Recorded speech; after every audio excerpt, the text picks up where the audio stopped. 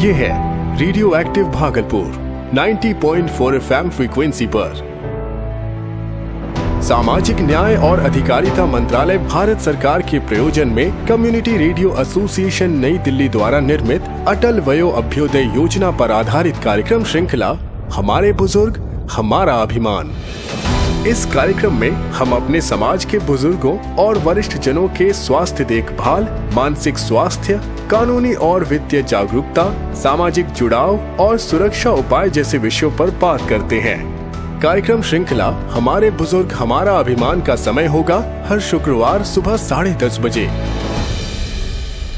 आइए शुरू करते हैं इस कार्यक्रम का पहला एपिसोड। सपनों का बादल तुझे बुलाए। कहते हैं बुजुर्गों की दुआ में असर बहुत है, हर एक तूफान का रुख मोड़ देती है। और इन्हीं बुजुर्गों को उनका सम्मान, उनका हक दिलाने और ख्याल रखने हम लाए हैं एक बेहद खास कार्यक्रम, हमारे बुजुर्ग हमारा सम्मान। तेरा हर कदम जो खुदारी का हो, जहां सभी बुजुर्गों की सेहत से जुड़ी एक्सपर्ट एडवाइस, कानूनी सलाह, सरकार द्वारा दी जा रही सुविधाएं व अधिकार और सभी सीनियर सिटीजन्स के जीवन को आसान बना रही टेक्नोलॉजी के साथ साथ फाइनेंशियल एडवाइस और भी बहुत सी जरूरी बातें इस कार्यक्रम में आप सुन पाएंगे। कठिन है अगर रास्ता, तू फिक्र। इस कार्यक्रम को आप तक ला रहे हैं सामाजिक न्याय एवं अधिकारिता मंत्रालय भारत सरकार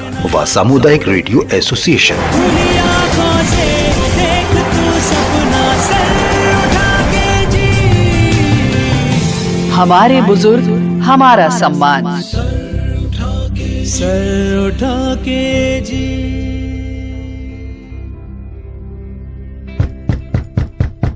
मैं अंदर आ जाऊं? आप तैयार हो गए? बस बेटा 1 मिनट में रेडी हुआ। वाह वाह, हम लड़कियों को लोग यूं ही बदनाम करते रहते हैं। देखिए मैं आपसे पहले तैयार हो गई, आपको अभी भी 1 और मिनट चाहिए। अरे तुम्हारी एनर्जी अभी परवान पर है, लेकिन हम हैंडल विद केयर वाली पोजीशन में आ चुके हैं। व्हाट मतलब? बाहर ठंड बढ़ गई है, गर्म बनियान, मोजे, नी कैप वगैरह वगैरह इतना कुछ पहनना पड़ता है, नहीं तो यू मीन मैं आपसे ज्यादा स्ट्रांग हूँ और इंटेलिजेंट भी।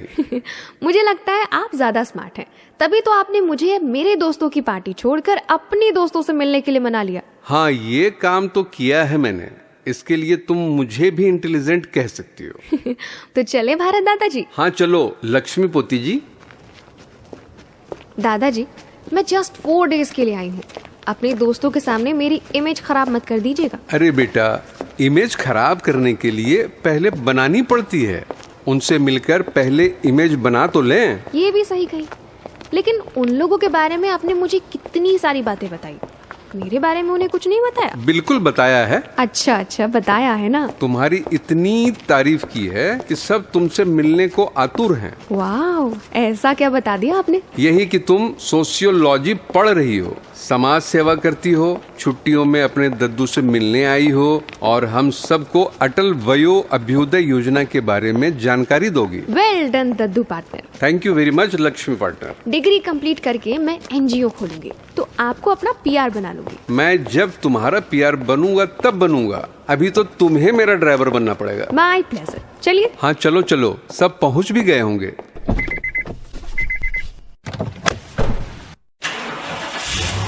अपने ड्राइवर पर भरोसा रखिए दद्दू, हम यूं पहुंच जाएंगे। बस आप रास्ते में वो वाला गाना सुनाते रहिएगा जो अपने दोस्तों के साथ मिलकर बनाया है। ओके। यारो यारो यारो यारो यारो उठो चलो भागो दौड़ो, यारो उठो चलो भागो दौड़ो, मरने से पहले जीना न छोड़ो। यारो यारो यारो यारो यारो उठो चलो भागो दौड़ो, यारो उठो चलो भागो दौड़ो, मरने से पहले जीना न छोड़ो यारो।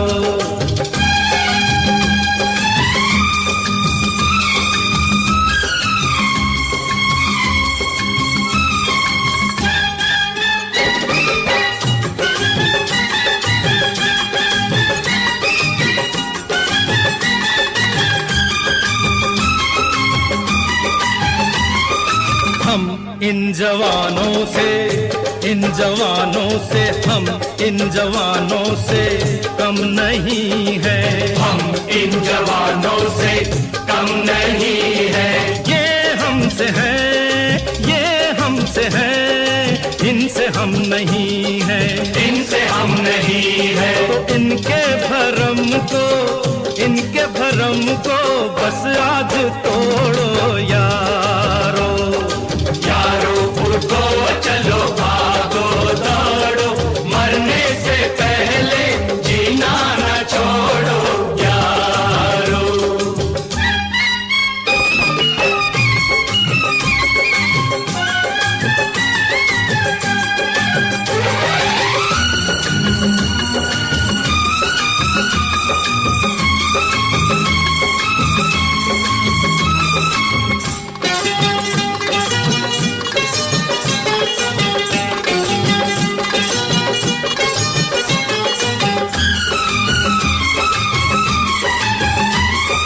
बैठे हो क्यों तुम बन के अनाड़ी, बैठे हो क्यों तुम बन के अनाड़ी, कितने पुराने तुम हो खिलाड़ी, कितने पुराने तुम हो खिलाड़ी। और खेलो खेलो ना ऐसे मैदान छोड़ो यारो, यारो उठो चलो भागो दौड़ो, मरने से पहले जीना न छोड़ो यारो।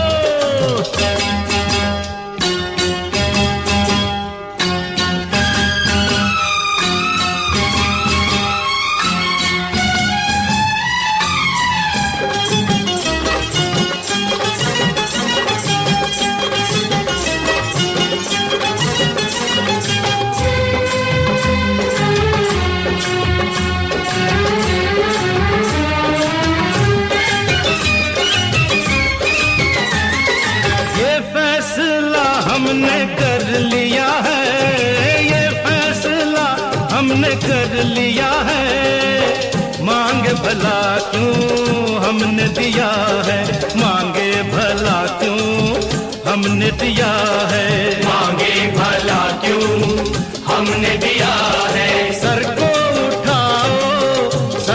उठाओ मत हाथ जोड़ो यारो, यारो उठो चलो भागो दौड़ो, यारो उठो चलो भागो दौड़ो, मरने से पहले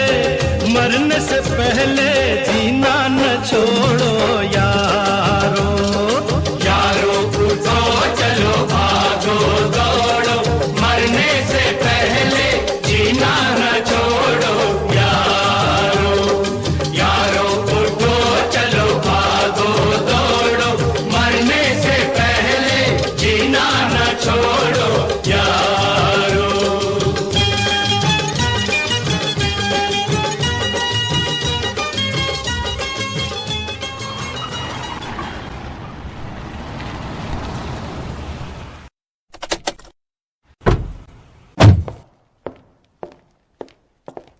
अरे माफ करना भाई, हमें थोड़ी देर हो गई। आप ही ने तो कहा था भैया जी, it's never too late to start. तो बिटिया शुरू करो फिर। बताओ लक्ष्मी पार्टनर, क्या है ये अटल वयो समथिंग योजना? इसका तो नाम ही बड़ा कठिन सा लग रहा है बिटिया। नाम कठिन हो, लेकिन ये आपके जीवन को सरल बनाने वाली योजना है अंकल जी। ये खूब कही। नाम में क्या है रामदयाल, हम इसे अटल योजना कह लेंगे। हाँ अटल योजना है, ये नाम सही है, अपने अटल जी की तरह। ये नाम सबको समझ में आ रहा है। क्यों बिटिया, इस नाम में कोई परेशानी तो नहीं है?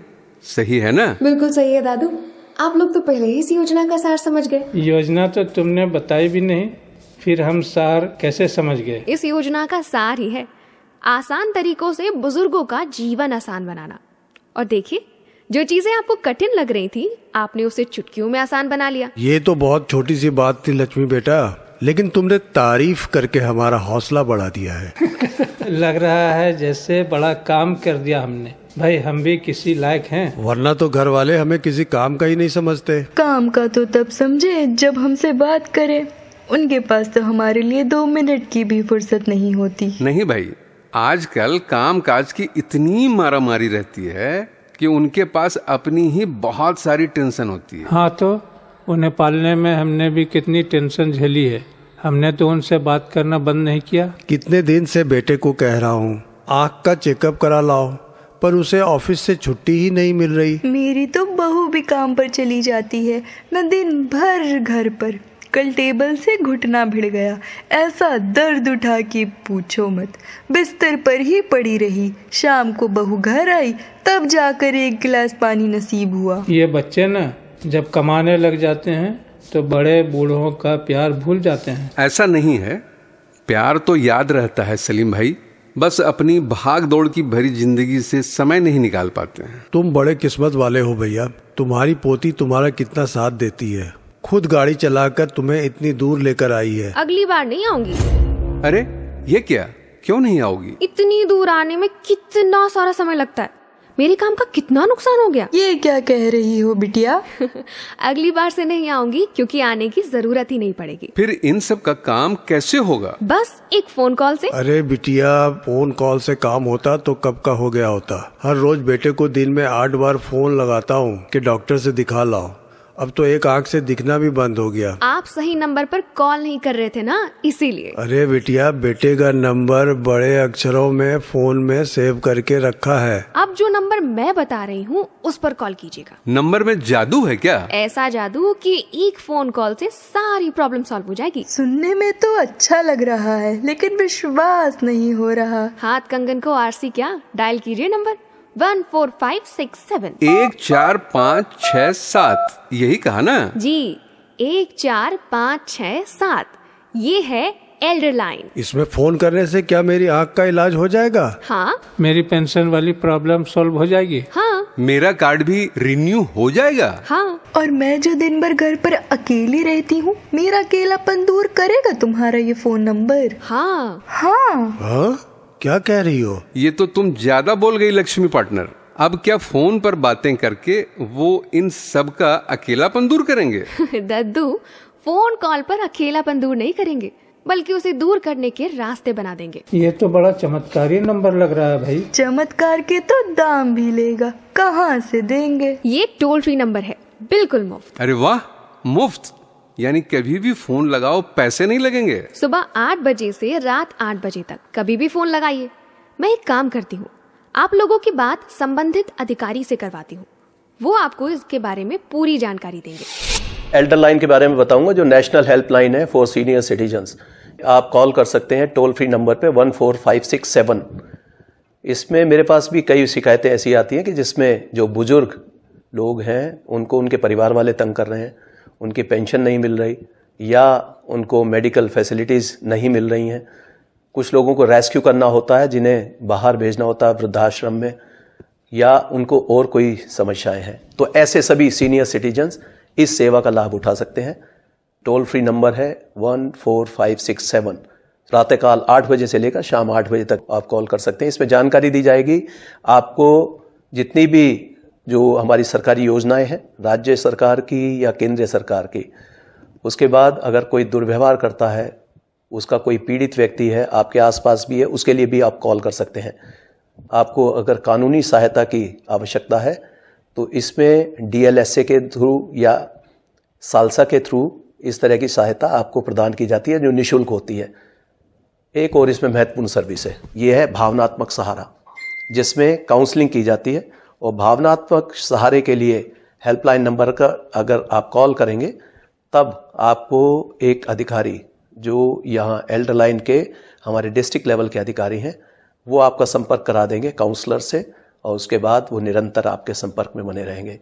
ये स्पेशली डिज़ाइन की है एल्डर लोगों के लिए, जो सीनियर लोग हैं, सीनियर सिटीजन्स हैं। और इसका नंबर एक बार पुनः बताता हूँ, 14567।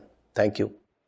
बेसिकली हम लोग सभी जानते हैं कि कोई ना कोई हेल्पलाइन, हम पहले भी इससे रूबरू रहे हैं कि एक कोई ना कोई हेल्पलाइन हमारे आसपास रहती है, जैसे 112। इसके अलावा एक और भी हेल्पलाइन है 1090, जो महिला उत्पीड़न के लिए है। लेकिन एक ऐसी डेडिकेटेड हेल्पलाइन जो एल्डरली लोगों के लिए होनी चाहिए थी, वो अभी तक नहीं थी। तो फिर ये सोचा गया कि एल्डरली लोग अगर इंडिपेंडेंट रूप से वो उनको कुछ मदद चाहिए, तो वो क्या करें। तो इसके बारे में फिर ये बहुत गहन अध्ययन करने के बाद जो एडलरेंस सर्विस शुरू हुई है, जिसका नंबर है 14567। ये प्रातः 8 बजे से शाम 8 बजे तक कार्य करती है। हमारे फील्ड रिस्पांस अफसर मौजूद हैं जो कॉल सेंटर से कनेक्ट होते हैं। किसी तरह की कोई भी कॉल हमारे वरिष्ठ जन के द्वारा जो है जाती है, अगर उनको किसी तरह की कोई भी परेशानी है, जैसे उनको वृद्धावस्था का जो पेंशन है वो उनकी प्रॉब्लम है, इसके अलावा किसान सम्मान निधि नहीं आ रही है, दुर्व्यवहार से पीड़ित हैं, और भी परेशानी जो भी है, जैसे लीगल की प्रॉब्लम आती है कि लीगल की अगर उनके सामने समस्या है तो वो कहाँ जाएं, तो लीगल एड भी हम लोग प्रोवाइड कराते हैं उनको। साथ साथ अगर वो रेस्क्यू, अगर कोई वृद्ध आश्रम में जाना चाहता है, कहीं पड़ा रहता है, ये समझ में नहीं आता ये इसको क्या करें, तो हम लोग वृद्ध आश्रम हम लोग के समाज कल्याण विभाग की तरफ से हर डिस्ट्रिक्ट में उपलब्ध है, उसमें हम लोग इनको शिफ्ट करते हैं। तो ओवरऑल देखा जाए तो हम लोग बहुत सारे सर्विसेज एल्डर लाइन के माध्यम से वरिष्ठ जन को हम लोग प्रदान कर रहे हैं। सारे सवालों के जवाब मिल गए? मिल गए, बस एक बात रह गई। अरे भैया, तुम्हें कभी शांति मिलती है क्या? कुछ न कुछ रह ही जाता है तुम्हारा। मन में जरा शंका उठी तो कह दिया। गुस्सा क्यों कर रहे हो? शंका का बिल्कुल समाधान होगा। पहले ये बताओ कि लघु शंका है या दीर्घ शंका? मजाक मत करो। अब गुस्सा न करें, मजाक भी ना करें तो क्या करें भाई? अंकल जी आप पूछिए, आपको क्या शंका है? लक्ष्मी बेटा, हमने देखा है ऐसे किसी नंबर पर फोन करो तो उधर से जवाब आता है, फलाने के लिए 1 दबाएं, ढिकाने के लिए 2 दबाएं, इसके लिए 3 दबाएं, उसके लिए 4 दबाएं। इतना सब दबाने के बाद भी कभी बात होती है, कभी नहीं होती। अच्छा, तो थोड़ा धीरज रख लीजिए। हमारे जैसे कितने ही लोग फोन करते होंगे, देर सवेर बात हो ही जाएगी। बिटिया कह तो रही है, जिसने भी फोन लगाया है उसकी सुनवाई जरूर होती है। अंकल जी एक काम करते हैं, हम अभी के अभी फोन लगाते हैं और देखते हैं क्या जवाब मिलता है। हाँ ये ठीक है, लगाओ भाई फोन। कौन, मैं? तो और कौन? लगाओ और उन्हें अपनी आँखों की समस्या बताओ। दीदी पहले आप लगाइए ना, लेडीज बात करेगी तो ठीक रहेगा ना। क्या सलीम भाई, इसमें संकोच की क्या बात है? अच्छा दीदी आप ही पहले लगा लीजिए। अरे मैं क्या बताऊंगी, अच्छा थोड़ी लगता है अनजान लोगों को घर की बातें बताना। लक्ष्मी बेटा, तुमने हेल्पलाइन के बारे में तो बता दिया, लेकिन उसका इस्तेमाल करने के लिए इन लोगों को तैयार भी करना पड़ेगा। हो जाएगा। इस बारे में बार बार बात करेंगे तो ही झिझक टूटेगी। हेल्प लेने का मतलब ये थोड़ी है कि हम अपने घर वालों की बुराई कर रहे हैं। पर मेरे बेटे को अच्छा नहीं लगेगा। बहू को भी बुरा लग सकता है, सब कहेंगे बेटे बहू ने इनका ध्यान नहीं रखा, तभी तो इनको बाहर से मदद मांगनी पड़ी। बेटा बात तो इनकी भी ठीक है, परिवार वालों को भी तो विश्वास में लेना पड़ेगा। ठीक है, हम उनसे भी बात करेंगे। पहले मैं आपको एक कहानी सुनाती हूँ। लो, पहले बुढ़े बच्चों को कहानी सुनाया करते थे, अब बच्चे बुढ़ों को सुनाएंगे। सुनाओ।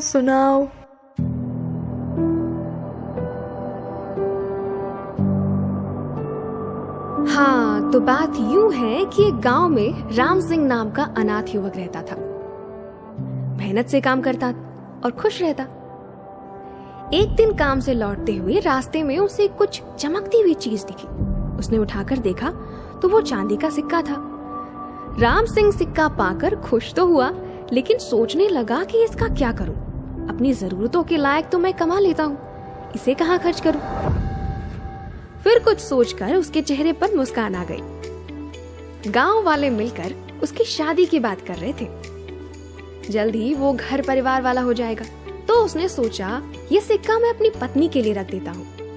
उसने अपने घर में उसे छुपाने की बड़ी कोशिश की, लेकिन कोई वाजिब जगह ही समझ नहीं आई, क्योंकि वो एक झोपड़ी में रहता था, वो भी अकेला।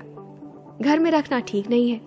बहुत सोचकर उसने राजा के पुराने खंडहर नुमा महल की दीवार में सिक्का छुपाकर उसे वापस ईंटों से ढक दिया। अब उसने चैन की सांस ली। कुछ महीनों बाद गांव वालों ने राम सिंह की शादी करवा दी।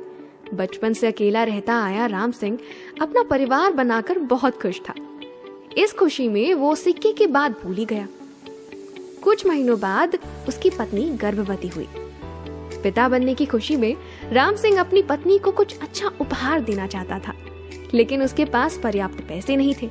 ऐसे समय में उसे उस चांदी के सिक्के की याद आई। वो पुराने महल की तरफ भागा। वो दौड़ता हाफता पुराने महल की ओर जा रहा था। तभी उसे नए महल की खिड़की में खड़े राजा ने देखा। उन्हें लगा भरी दोपहरी में एक युवक इस तरह गिरता पड़ता भाग रहा है, जरूर कोई बड़ी मुसीबत होगी। राजा बड़े दयालु थे, अपनी प्रजा का ख्याल रखना अपना पहला कर्तव्य मानते थे। उन्होंने सैनिक को भेजकर युवक को बुलवा लिया। जब राजा ने राम सिंह से उसकी बदहवासी का कारण पूछा तो उसने बताया कि महाराज, आपके पुराने महल में मैंने एक खजाना छुपा कर रखा है। राजा को आश्चर्य हुआ। खजाना? चांदी के सिक्के हैं महाराज, राम सिंह ने सरलता से कहा। तुम इतने अमीर तो नहीं दिखते कि तुम्हारे पास कोई खजाना हो सकता है। फिर भी कितने सिक्के हैं, हम तुम्हें दे देते हैं। इसके लिए तुम्हें अपनी जान दांव पर लगाने की जरूरत नहीं है। प्रजा की रक्षा करना हमारा पहला धर्म है। कितने सिक्के हैं? 1000? नहीं महाराज। 100? नहीं महाराज। तो 1 दर्जन सिक्कों के लिए तुम भरी दोपहरी में इस तरह भाग रहे हो? 1 दर्जन तो नहीं है महाराज, राम सिंह ने सरलता से कहा। तो फिर? राजा ने पूछा। मैंने वहां दीवार के बीच में चांदी का एक सिक्का छुपाया है। अब राजा हंसने लगे, बोले, हमें तुम्हारी ईमानदारी बहुत अच्छी लगी। तुम 1000 सिक्के भी कह सकते थे, लेकिन तुमने झूठ नहीं बोला। चलो, हम तुम्हें 1000 सिक्के देते हैं। राम सिंह कुछ देर को चुप रह गया, फिर उसने विनम्रता से कहा, आपका बहुत बहुत आभार महाराज, लेकिन वो सिक्का मेरा अपना खजाना है। मैं पहली बार पिता बनने वाला हूँ, तो अपनी पत्नी को दान के रुपयों से उपहार नहीं देना चाहता। राजा को बड़ा आश्चर्य हुआ कि इतने सामान्य युवक में कितना स्वाभिमान भरा है। लेकिन अब बात राजहट की थी। राजा एक साधारण युवक के हाथों स्वयं को अपमानित महसूस कर रहे थे। उन्होंने ऊंचे स्वर में कहा, हम तुम्हें 5000 सिक्के देते हैं, तुम यहीं से वापस लौट जाओ। राम सिंह समझ गया कि यदि राजा की बात ना मानी तो प्राण जाएंगे, लेकिन वो अपना सिक्का किसी भी कीमत पर पाना चाहता था। उसने विनम्रता से कहा, महाराज, आप बड़े दयालु हैं, क्या मैं आपसे कुछ और भी मांग सकता हूँ? अब राजा को संतोष हुआ कि युवक उनके सामने याचक के रूप में आ गया है। उन्होंने बड़े गर्व से कहा, जरूर मांगो, हम अपनी प्रजा की हर इच्छा पूरी कर सकते हैं। राम सिंह ने हाथ जोड़कर कहा, महाराज, मैं बचपन से छोटे से झोपड़े में रहता आया हूँ, अब मेरा परिवार बन रहा है। क्या मुझे थोड़ी जमीन मिल सकती है जहाँ मैं अपने लिए पक्का घर बना सकूं?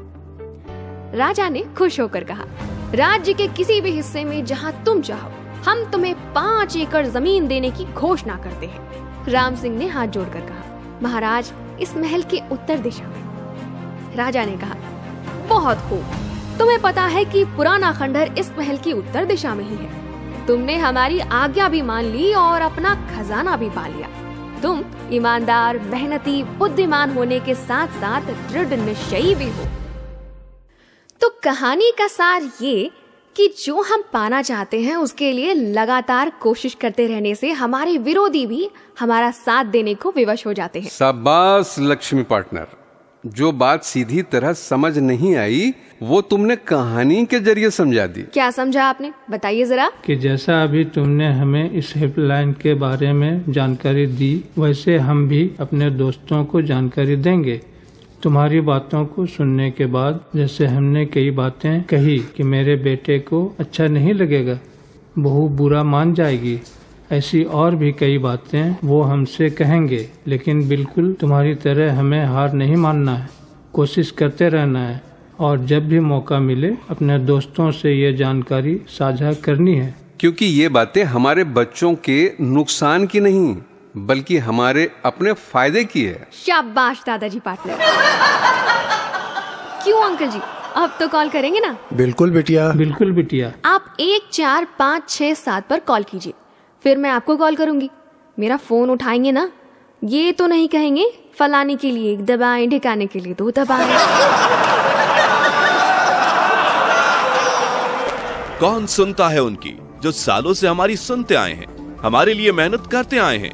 आज जीवन की वृद्ध अवस्था में हमारे बड़ों की सुनने वाला कोई नहीं है, ना किसी के पास वक्त है कि वो उनके छोटे मोटे काम भी करें। साथ ही कई बुजुर्गों को जीवन के इस शीतकाल में घर से निकालना और अपमान का सामना करना पड़ता है। ऐसे में बुजुर्गों की कौन सुनेगा? हेलो, हम सुनेंगे क्योंकि हम हैं एल्डर लाइन। जी हाँ, एल्डर लाइन। मैं हूँ एक टोल फ्री नंबर 14567। सुबह 8 बजे से रात्रि 8 बजे तक मैं आप वृद्ध जनों की सुनूंगा। एल्डर लाइन का दृष्टिकोण वरिष्ठ नागरिकों से जुड़ना, उन्हें विनम्रता के साथ सेवा प्रदान करना है। एल्डर लाइन वृद्ध जनों की शिकायतों को सुलझाता है, जरूरी जानकारी देता है। साथ ही एल्डर लाइन बुजुर्गों के पास जाके उनकी स्थिति भी जानता है और बुजुर्गों के कार्य सामूहिक रूप से निपटाता है। तो अब ये ना कहें कौन सुनेगा बुजुर्गों की। अगर समस्या हो तो एल्डर लाइन 14567 पर अभी कॉल करें और साथ सहयोग पाएं, वो भी सम्मान के साथ। तो आज ही आप अपने स्पीड डायल में 14567 को सेव करें। कोई समस्या तुरंत डायल करें। हमारे बुजुर्ग हमारा अभिमान।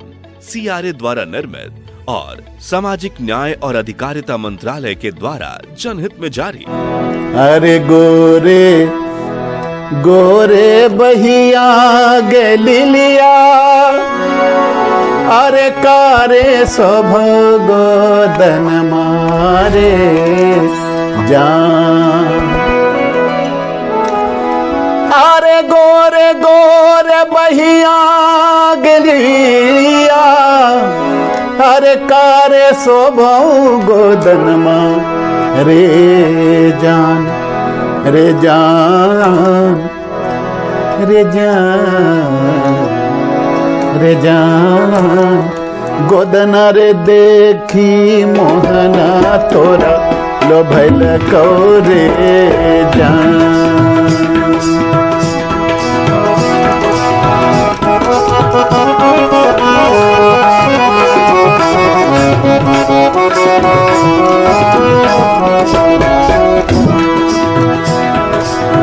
गोरे गोरे बहिया गलिलिया, कारे गोदन मारे जान। रे जान, गोदना रे देखी मोहना तोरा लभल कौरे जान। रे जान, गोदना रे देखी मोहना तोरा लभल कौरे जान।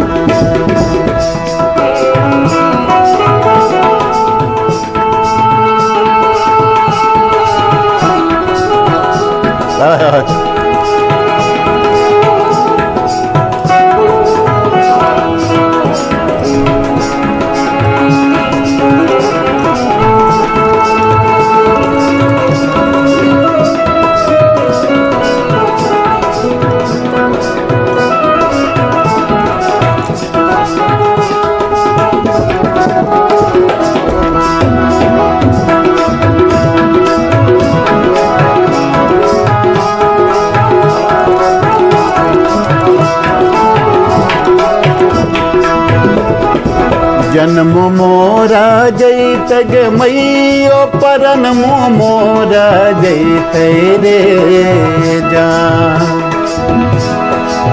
जन्म मोरा जैत गे मैयो, जन्म मोरा जैत गे मैयो, परन मोरा जैत रे जान। रे जान रे जान रे जान, तैयो न छोड़बे मोहना तेरा संगतियो रे जान। रे जान, तैयो न छोड़बे मोहना तेरा संगतियो रे जान। गोरे गोरे बहिया गलिलिया, कारे गोदन मारे जान। रे जान, छोड़ी रे दो मोहना केरो संगतियो रे जान। रे जान, छोड़ी रे दो मोहना केरो संगतियो रे जान। जान, तैयो न छोड़बे मोहना केरो संगतियो रे जान। रे जान, तैयो न छोड़बे मोहना केरो संगतियो रे जान। रे जान, तैयो न जोड़बे मोहना केरो संगतियो रे जा। पूरे देश के 200 कम्युनिटी रेडियो स्टेशन के साथ आपके रेडियो पर भी मैं भारत दादा अपनी पोती लक्ष्मी के साथ आता रहूंगा। बस आप ध्यान रखिए अपने परिवार और समाज में आसपास के बुजुर्गों का। हम जो इस कार्यक्रम में आपको बताते हैं उन तक हमारी बात जरूर पहुंचाते रहिएगा। ये तो आप भी मानते हैं ना कि हमारे बुजुर्ग हैं हमारा अभिमान, फिर क्यों ना करें उनका सम्मान। कितने अभावों में दुख पीड़ा को जिया जिसने, हमें हंसाने चुपचाप आंसुओं को पिया जिसने। ऐसे तपस्वियों का क्यों ना करें हम गौरव गान, हमारे बुजुर्ग हैं हमारा अभिमान। सामाजिक न्याय और अधिकारिता मंत्रालय के प्रायोजन में कम्युनिटी रेडियो एसोसिएशन द्वारा निर्मित अटल वयो अभ्युदय योजना पर आधारित कार्यक्रम हमारे बुजुर्ग हमारा अभिमान कार्यक्रम में मैं आपका भारत दादाजी अपनी पोती लक्ष्मी के साथ फिर आऊंगा। बहुत सारी बातें बतानी है आपको। फिलहाल आज के लिए नमस्कार। वरिष्ठ नागरिकों के जीवन की गुणवत्ता को बेहतर बनाने के उद्देश्य से दुर्व्यवहार और बचाव के मामलों में मुफ्त जानकारी, मार्गदर्शन, भावनात्मक समर्थन और स्थल पर जाकर हस्तक्षेप प्रदान करने हेतु 1 अक्टूबर 2021 को एक टोल फ्री नंबर 14567 का शुभारंभ किया गया था। एल्डर लाइन सप्ताह के सभी 7 दिन सुबह 8 बजे से रात 8 बजे तक चालू रहती है। श्रोताओं, कार्यक्रम श्रृंखला हमारे बुजुर्ग हमारे अभिमान के हर एपिसोड के अंत में हम एक सवाल पूछेंगे जो उसी एपिसोड में हुई बातचीत पर आधारित होगा। सारे एपिसोड में पूछे गए सभी सवालों के सही जवाब देने वालों को मिलेगा एक खास पुरस्कार और रेडियो एक्टिव भागलपुर के स्टूडियो में बैठकर पूरे भागलपुर से बात करने का अवसर भी। तो मौका हाथ से जाने ना दे। तो आज का सवाल है, वरिष्ठ नागरिकों के लिए एल्डर लाइन 14567 की शुरुआत कब हुई थी? सवाल एक बार फिर मैं दोहरा देता हूँ। वरिष्ठ नागरिकों के लिए एल्डर लाइन 14567 की शुरुआत कब हुई थी? जवाब आप हमें व्हाट्सएप पर भेज सकते हैं। हमारा नंबर है 7549889911 यानी 7549889911। उम्मीद है कि आपको आज का ये एपिसोड पसंद आया होगा और आपको कुछ न कुछ नई जानकारियां भी मिली होंगी। किसी कारणवश अगर आपने आज का एपिसोड मिस कर दिया हो तो दोबारा सुना जा सकता है शनिवार के सुबह 10:30 बजे से। और हाँ, हमारे YouTube चैनल पर भी ये एपिसोड तो उपलब्ध होगा ही। तो सुनते रहिए radio active Bhagalpur 90.4 FM frequency पर।